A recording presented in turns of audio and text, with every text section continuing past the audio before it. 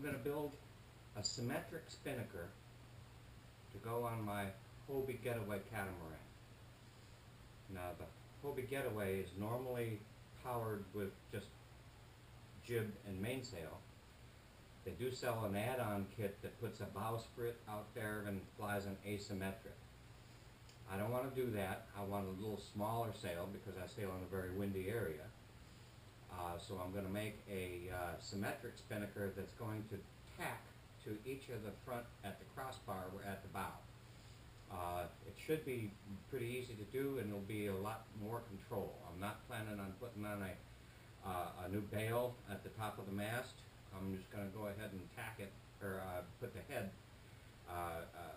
at right around just above the jib. So anyway, first thing I'm going to do is lay out the center lines of the gores. The gores are going to be the misshapen triangles that form the head of the sail.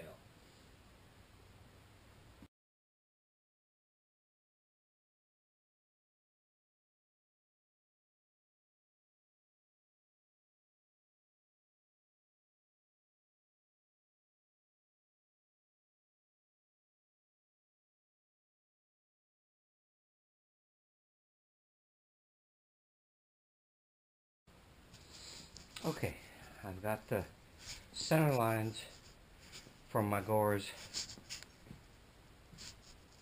established on the floor. The next step is to mark off the edges of the triangles, except they're not really triangles. These things are fatter at the top and gradually curve down. You'll see after they're cut out. I'm making a reaching and running spinnaker, so it's not going to be quite as full as a spinnaker that was made just for running.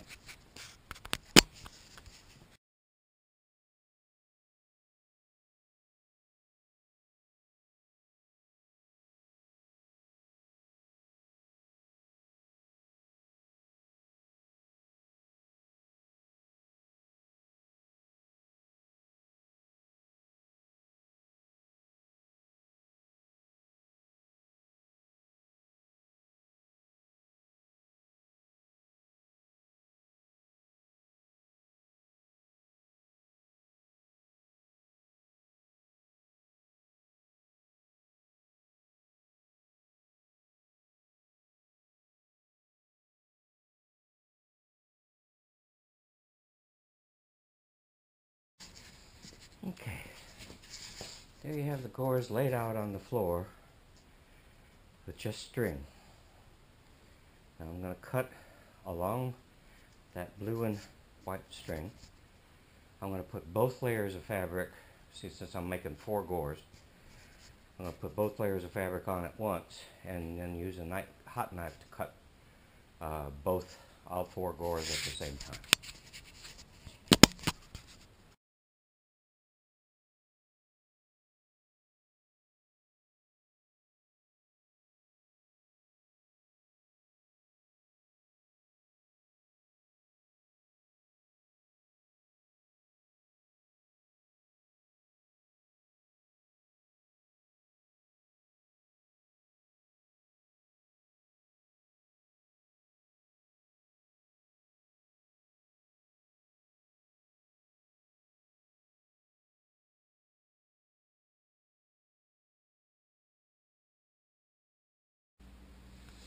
Okay, I've cut out the 4 gores that are misshapen triangles.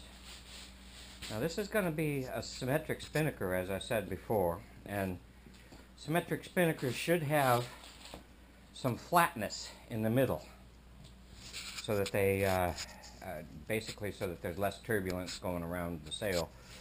But the point is that I have 1 more gore to cut, and it's going to have straight sides. It's going to be a real triangle, not a misshapen one. And that's going to go right in the center of the sail.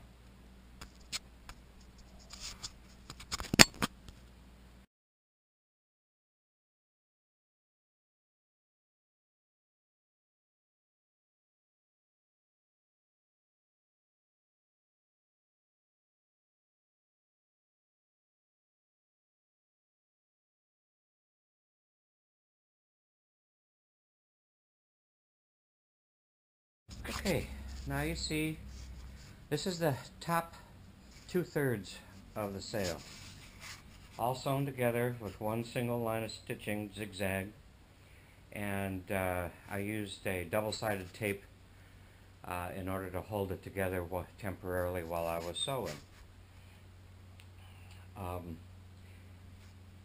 To do this part so far, you really don't need an industrial strength sewing machine. Any sewing machine will sew this nylon. I do have a fake Sailrite machine. It's actually Alpha Sew is the name of it. It's reasonably inexpensive and it's pretty durable. The next step is you see how this bottom curves? Okay, I'm going to cut that off in a straight line from corner to corner. And the reason for that is because I'm going to add a single straight length of cloth at the bottom. And I want to tighten up the belly of the sail a little bit so that it, actually quite a lot, so that I can reach with it. If I left it too fat, it would not, the sail would not reach well.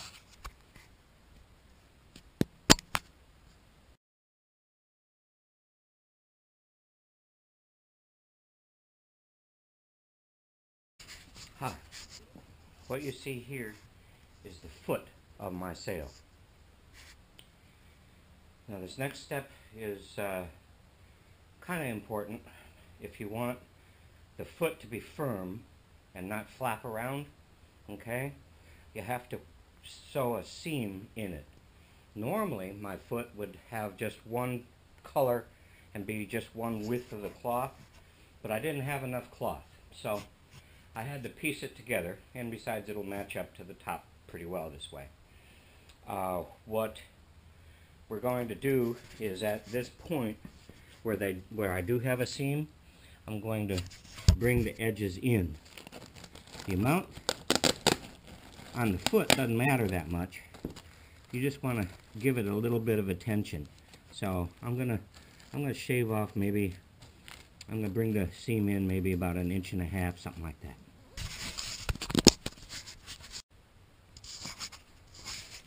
In order for a spinnaker, in order for your spinnaker to fly into with the properly, this edge, see how I have it tightened from the clew to the head. Right now that's the shortest length, but we have to have the leading edge be the shortest length. So that means you have to put a seam, at least one seam, in there in order to tighten up that luff. Now I do it with a seam right here in the middle that gets bigger and bigger until it actually is as short as that length. Right now it's not, so I have to move that corner in further.